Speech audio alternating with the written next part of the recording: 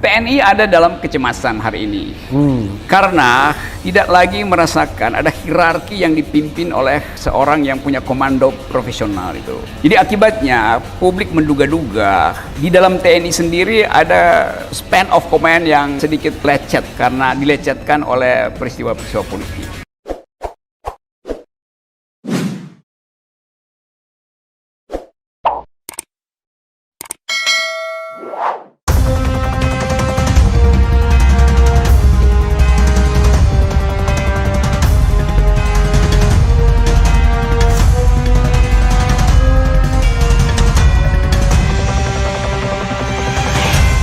Ya, Sobat RH sekalian, jumpa lagi kita di channel yang keren ini, Keren Cadas. Kali ini di Cecar Show ada tamu yang sangat istimewa. Jadi pertama-tama channel Refli Harun mengundang beliau, dan beliau itu seperti bom molotov, dinamit ya. Jadi untuk meledak lagi di Cecar Show, saya undang lagi. Karena kalau di Cecar itu awal-awal, pertama kali beliau di Cecar Show awal-awal juga saya undang beliau karena show itu berarti di depan. Beliau adalah pendatang baru yang harus menggerung. Rocky Gerung. Oke, saya panggil Bung ya. Bung, Bang, Bro, suka-suka dah. Kenapa saya panggil Bung? Biasanya orang yang saya panggil Bung itu masih punya kans untuk menjadi calon presiden 2024. Itu kalau nggak dicercah. Kalau nggak dicercah. Soalnya kalau panggil Bang itu biasanya tadi ada Lius Sungkarisma, saya panggil Bang ya. Tapi kalau Babe Ridwan Sadi saya panggil Babe, tapi kalau Bang Rocky saya panggil Bung Ya udah Rocky. lengkap tuh. Babe, Bang, Bung. Bang Bung Rocky ya. Ya, Bung Rocky, Ref. terima kasih ya sudah hadir yang kedua kalinya. Saya kalau sama Kalau Bung, bisa terima kasih nanti kalau udah hat-trick hadir ketiga. Oh, hadir ketiga ya. Hat-trick. Yang jelas saya sama Bung Rocky nggak perlu basa-basi ya. Pertama orangnya juga kurang sopan. Tapi ada yang kurang ajar. Kurang ajar ya kan. Tapi hebatnya saya harus belajar ya. Mengeluarkan pernyataan dan statement yang ganas terus tapi lolos terus. Kita tidak sedang belajar atau ngomong undang-undang ITE ya. Bung Rocky. Ya. Di sini ada beberapa segmen ya. Oke. Jadi segmen 1, 2, 3, 4 ya tergantung nanti situasinya. Tapi kalau sama Bung Rocky mudah rasanya. Saya nggak mau pusing-pusing dengan segmen itu. Saya hanya mau menyebutkan mulai percakapan diskusi dengan menyebutkan satu nama. Oke. Nanti percakapan akan mengalir seperti Bengawan Solo ya gitu ya. Saya pikir-pikir dulu ya. Nama pertama itu apa yang saya pilih? Apakah nama depannya D ataukah nama depannya J? Apakah nama depannya H ya yang lagi viral kan? Apa nama depannya G? Karena H dan G itu bisa menjadi sebuah koalisi yang menggetarkan dunia dan akhirat gitu ya.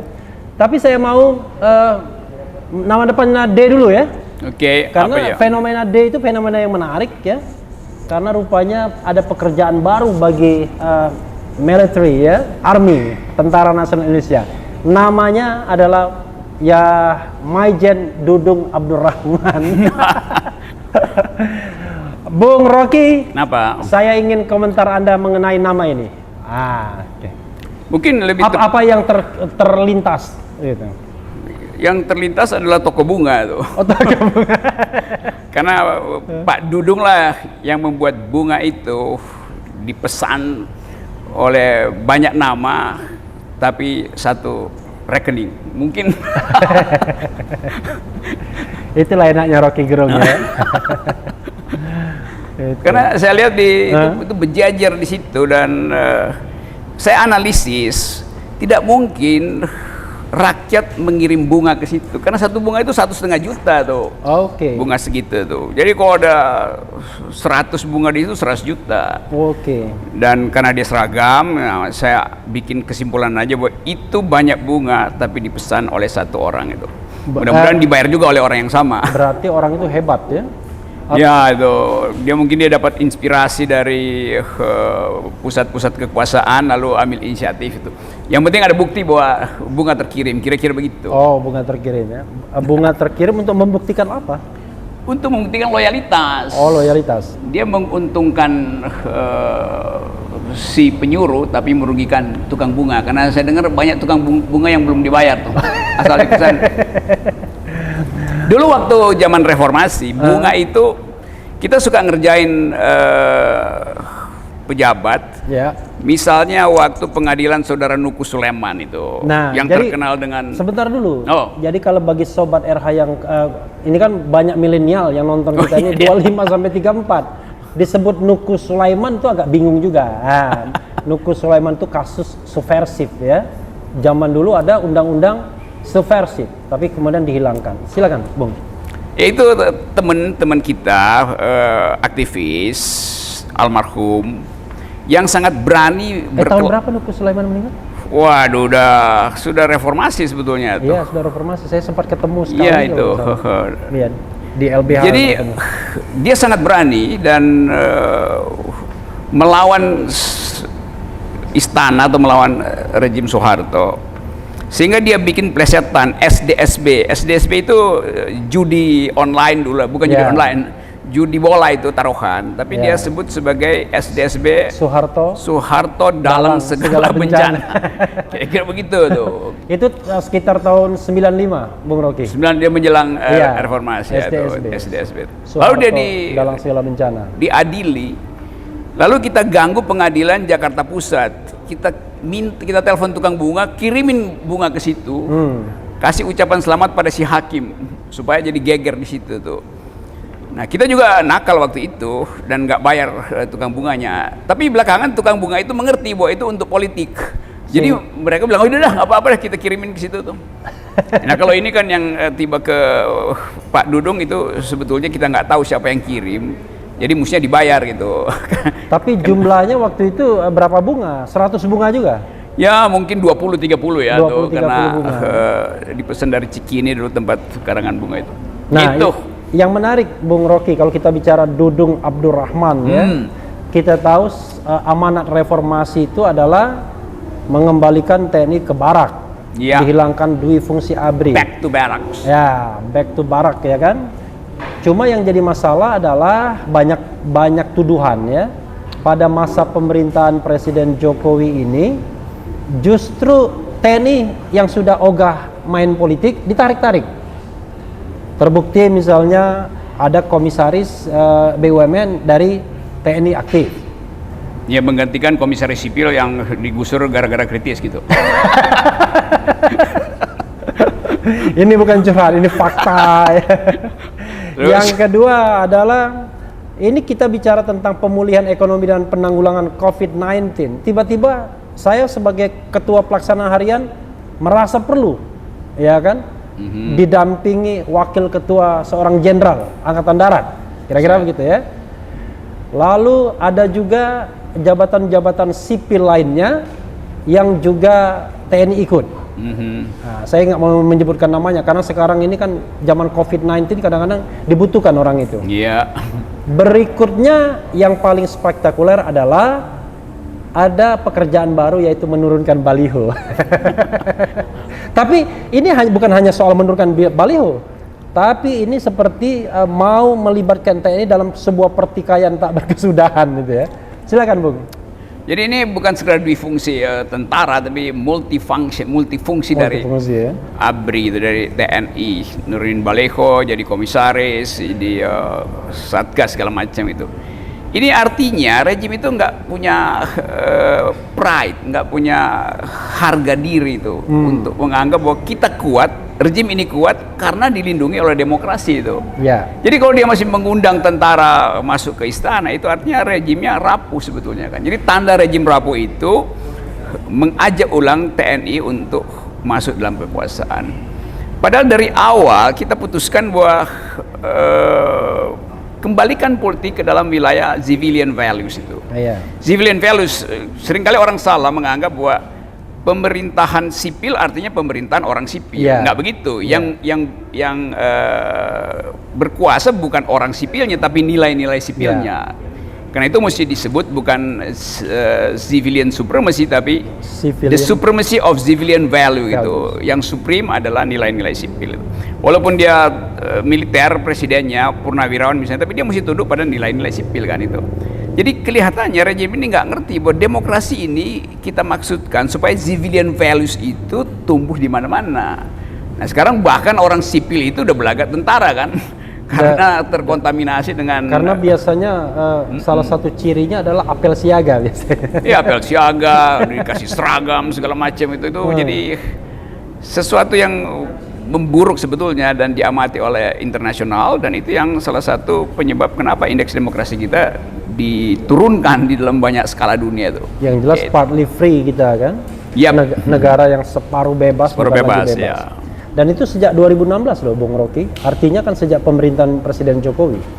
Ya, pemerintahan yang punya legitimasi kuat, dia nggak memerlukan tambahan kekuatan sebetulnya, kan legitimasinya sendiri udah kuat. Tapi ini pertanda bahwa Presiden Jokowi legalitasnya kuat, legitimasinya kurang itu. Karena itu dia minta disupport, disubsidi oleh kekuasaan yang punya lambang-lambang pengendalian kekerasan, tentara, polisi, dan publik tonton itu sebetulnya sebagai satu keanehan dalam demokrasi itu. Dijamin oleh civilian values, tapi kepangkatan militer itu dioperasikan ke institusi sipil, kan itu buruknya tuh. Ya, saya ingin underline ya. Ya. Panglima TNI melalui Kapuspen TNI mengatakan tidak ada perintah dari Panglima TNI kepada Pangdam Jaya. KSP melalui Doni Gahral Adian ya. Ya, itu kan junior Bung Rocky kan di UI. Ya, pernah jadi asisten saya. Jadi mengatakan itu bukan perintah dari istana.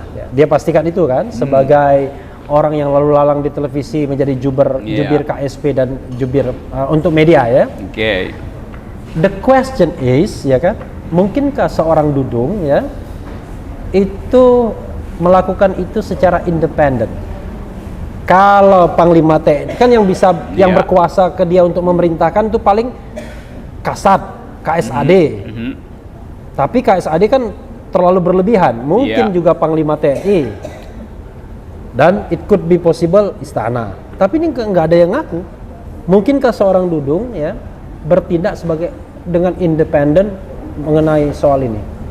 Nggak ada yang independen dalam tentara. Tentara itu diatur oleh prinsip span of command. Jadi ada keketatan komando.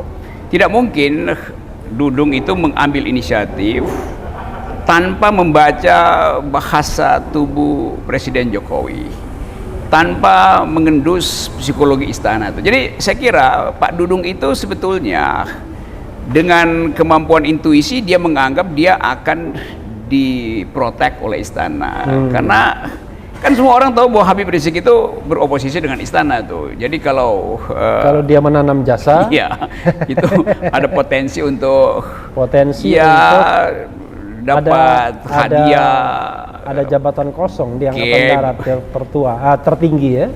Jadi spekulasi di situ sebetulnya tuh. Nah sampai sekarang Presiden Jokowi tidak pernah memberi klarifikasi tentang peristiwa penurunan baliho tuh. Jadi orang menganggap memang Presiden diam-diam dapat keuntungan dari penurunan itu tuh. Jadi apa? Silent order. Ya, unintended result gitu kira-kira. Tidak diinginkan, tidak direncanakan hasilnya, tapi dinikmati itu. Oh, artinya kan bisa saja kemudian Maijen Dudung ini membaca gesture kekuasaan aja. Ya itu, saya kira itu. Tafsirnya begitu kira-kira. Oke. Jadi tidak ada order verbal, baik dari Cilangkap maupun istana, tapi dia menangkap denyut dinamika peluang ya untuk mengirim sinyal ke istana melalui penurunan baliho karena menganggap istana butuh sinyal itu kira-kira begitu. Dan dia untuk mengatakan dia loyal, he is a loyal person. Kan itu kepentingan dianggap itu kepentingan panglima tertinggi kan. Ya tapi begini secara paradigmatik ya itu. Ya, tapi kan orang merasa aneh ketika kemudian Maijen Dudung melakukan klarifikasi bahwa ada saya baca dia mengatakan saya melakukan itu karena Satpol PP nggak mampu, polisi juga nggak mampu. Wah, ini tuduhan serius loh. Kalau polisi tidak mampu dalam sebuah negara hukum, berarti kita nggak ada hukum lagi. Karena dia penegak hukum. Itu satu klarifikasi satu klarifikasi yang dia katakan. Ketika ada yang menulis yang mengatakan bahwa dia TNI terlibat kalau dia diminta, kan begitu. Akhirnya dia katakan bahwa dia diminta oleh Satpol PP, ya kan? Nah, dari dua pernyataan ini apa yang ingin digarisbawahi Bung Rocky? Pertama dia bilang Satpol PP dan polisi tidak mampu, yang kedua dia diminta Satpol PP. Itu biasanya terjadi, klarifikasi kan mestinya terhadap sesuatu di dalam aturan. Karena dia di luar aturan, maka itu bukan klarifikasi, itu justifikasi sebetulnya. Oke, justifikasi. Justifikasi setelah baliho diturunkan mesti ada alasan gitu kan. Dan alasan itu jadi nggak masuk akal karena dari awal kita tahu fungsi TNI itu adalah di perbatasan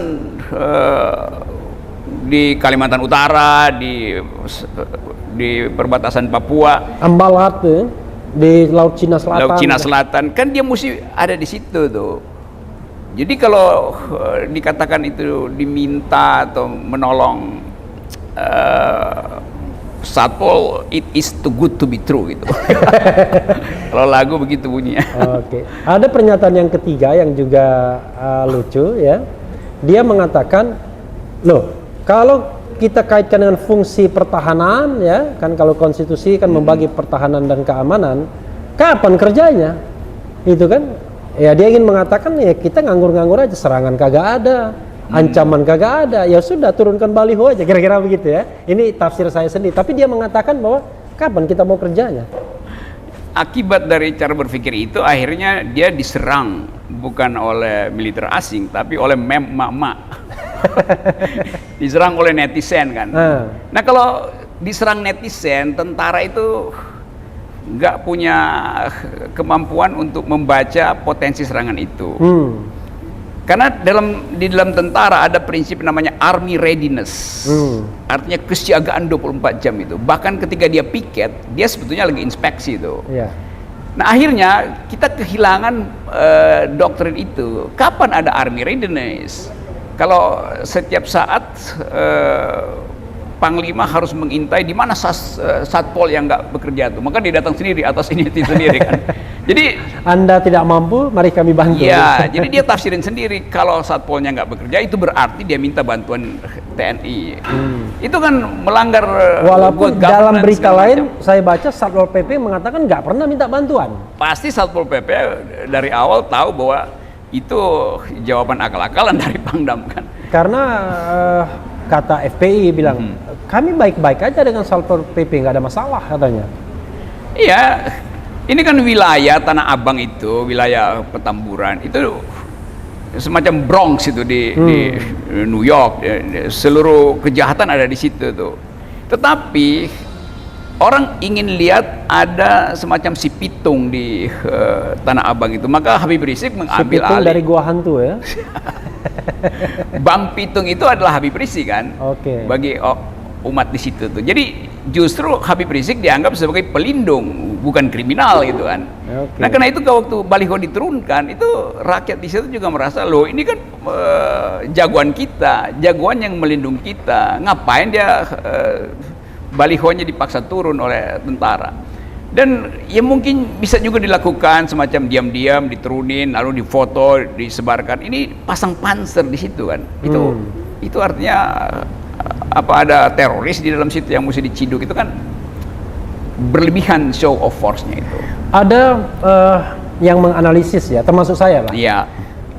Kita tahu bahwa dalam era saat ini ya, 1, 2 tahun, 3 tahun terakhir ini kan kalau kita katakan perbedaan pendapat antara pihak oposisi dengan pihak so-called penguasa gitu ya, itu tentara silent, dia netral, dia tidak memihak apa-apa, tidak ada intention dia untuk katakanlah membela kubu oposisi, tidak ada juga dia mau membackup pemerintah. Tapi ada juga 1-2 fenomena, misalnya ada tentara menyambut Habib Rizik misalnya.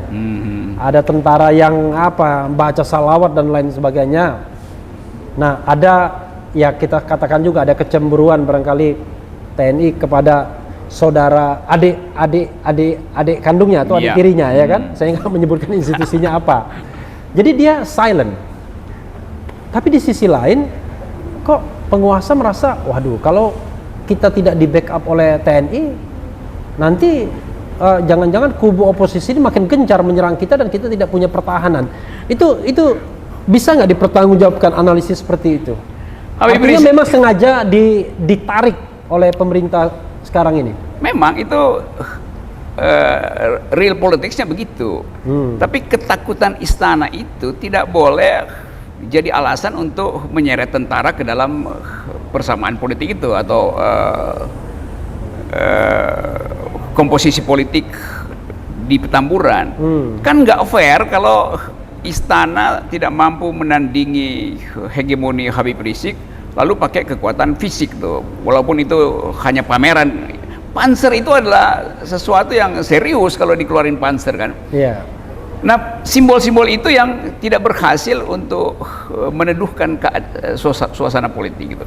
Karena nanti misalnya balihonya diturun, lalu setiap penduduk di Petamburan dia pasang bendera Habib Rizik di atas hubungan rumahnya tuh. Bagaimana mungkin tentara masuk ke rumah, kan ada terlarang. Rencana 212 itu suruh mengibarkan bendera Habib Rizik. Ya, itu dan juga pakai baju kaos Habib Rizik. Ini di sini sudah ada yang mau menjadi produsen. Ya kan, itu kan kegembiraan orang menyambut pemimpinnya. Si pitung balik lagi, kira-kira begitu kalau kata orang Betawi itu. Jadi hak dari publik untuk merayakan 212, merayakan Habib Rizik. Jadi mesti dianggap itu sebagai festival politik biasa aja tuh. Justru karena tegang, maka berbagai macam skenario kemudian berupaya untuk dibatalkan. Padahal skenario yang nggak ada, orang cuman mungkin juga diskusi besar itu apa yang ditakutin oleh rejim. Tapi ada satu soal juga yang perlu kita garis bawahi, soal koopsus ya, koperasi lagi, Komando Operasi Khusus, Koopsus. Itu pasukan elit yang dibentuk tahun 2019 masa Panglima TNI Hadi Cahyanto. Ya, orang mengatakan karena Hadi Cahyanto ini berasal dari AU dan kita tahu pasukan elit itu banyak yang ada di darat, ya kan? Dia perlu itu untuk mengkomando, tapi dia juga perlu untuk memberikan dalam tanda kutip upeti kepada presiden bahwa ini nih presiden, Anda punya pasukan elit yang bisa Anda perintahkan dan ini trimatra. Ya kan, memang merintahnya melalui saya, tapi ordernya oleh Anda. Nah, Koopsus itulah yang pameran di Petamburan, pameran rantis, kendaraan perintis. Anda menilainya seperti apa, Bung Rocky? Saya nggak kaget lagi sebab ada presidennya tuh, bahkan BIN pernah pameran senjata gitu kan. Ulang tahun BIN, tiba-tiba BIN bersenjatai, bikin upacara tuh. Dan aneh juga. Aneh karena semua ingin perlihatkan bahwa kami punya kemampuan. Termasuk dulu Brimob juga mau beli senjata sendiri. Kan mestinya dalam keadaan ada semacam zeudo perang dingin di Laut Cina Selatan, mestinya kita simpan rahasia persenjataan kita kan. Itu justru diketahui oleh masyarakat internasional kan. Mereka yang sedang siap-siap untuk perang di Cina Selatan hitung-hitung, ternyata Indonesia cuma punya sekian pucuk senjata tuh, karena udah dipamerkan itu. Jadi ini agak konyol sebetulnya. Kekuatan yang harusnya disimpan untuk menghasilkan efek gentar nanti sudah diperlihatkan, dipamerkan tuh. Sehingga lawan udah bisa hitung-hitung. Ya, tapi yang menarik bagi saya adalah ketika dibentuk pasukan khusus gabungan Trimatra yang itu langsung di bawah perintah seorang presiden. Kan menarik sekali. Maksudnya buat apa gitu loh. Ini serius ya Sobat Era sekalian. Saya juga bingung. Karena kan orang ada pasukan elit sendiri, Kopassus, ada pasukan elit sendiri Pashas, ada pasukan elit sendiri Marinir atau Denjaka ya, yang lebih elit lagi. Tapi ini kemudian mereka-mereka yang elit itu dikumpulkan jadi satu dan kemudian dibawa komandonya ke istana. Maksudnya what for? Buat apa? Itu artinya ada analisis bahwa presiden bisa dijatuhin setiap kali dalam waktu 24 jam. Kan cuma itu keterangannya kan, kesiapsiagaan yang maksimal itu. Itu maksimum security itu. Padahal nggak ada soal. Tidak ada semacam... Dan seorang Rocky Gerung kan cuma ngomong doang kan sebenarnya kan. Saya ngomong karena ditanya Refli Harun. Jadi soalnya teman kita Boni Hargen mengatakan tuh ada upaya kelompok-kelompok yang mau menjatuhkan Presiden Jokowi katanya. Dan saya pikir orang tersebut barangkali Rocky Gerung, jangan-jangan. siapa yang peduli dengan Presiden Jokowi sekarang tuh? Karena Presiden Jokowi secara faktual udah jadi lame duck gitu. Bebek lumpuh itu dalam segala soal itu. Secara ekonomi, secara society. Jadi istilah lame duck itu biasanya pasca pemilihan ya. Seperti Trump sekarang. Donald Trump itu lame duck office ya kan? Iya. Menunggu pelantikan tanggal 20. Tapi ini kan pelantikan nanti tanggal 20 Oktober tahun 2024. Kenapa dibilang lame duck? Kok yang bilang lame duck itu saya menyimpulkan hasil analisis surveyor kan. Kompas yang pendukung Jokowi mengatakan bahwa legitimasi Jokowi itu udah di bawah 50%. Itu artinya dalam bahasa Inggris lame duck, udah lumpuh sebetulnya tuh. Baru 1 tahun udah lame duck. Nanti sampai tahun kedua jadi bebek panggang tuh. 6 tahun dong, sudah 6 tahun.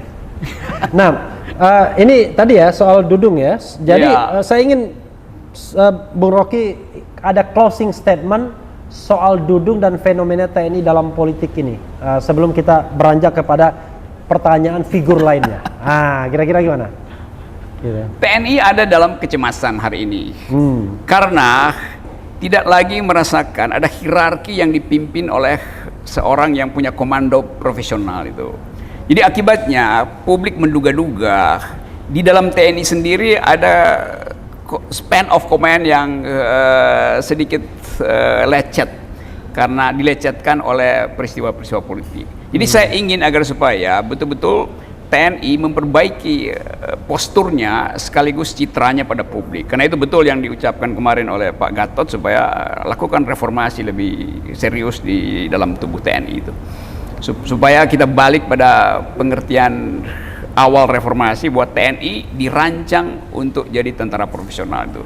Saya masih ingat dulu kita diskusi dengan Agus Wijoyo, Agus Wiradikusuma, SBY segala macam yang disebut sebagai tentara-tentara intelektual itu. Nah sekarang saya nggak dengar tuh keterangan Agus Wijoyo Lemhanas mengatakan bahwa harus ada yang berani dengan Habib Rizik. Itu jauh sekali dengan diskursus intelektual beliau di awal reformasi itu. Kita tahu bahwa Pak Agus Wijoyo adalah tentara yang sangat intelek ya. Saya juga merasa heran juga dia masih bisa dipakai. Dia kan orang SBY sesungguhnya. Kita ini sedang berdiskusi ya Bung ya. Jadi mohon kita tidak bicara mengenai soal ini sebagian dari kebebasan berserikat berkumpul mengeluarkan opini baik secara lisan maupun tulisan ya.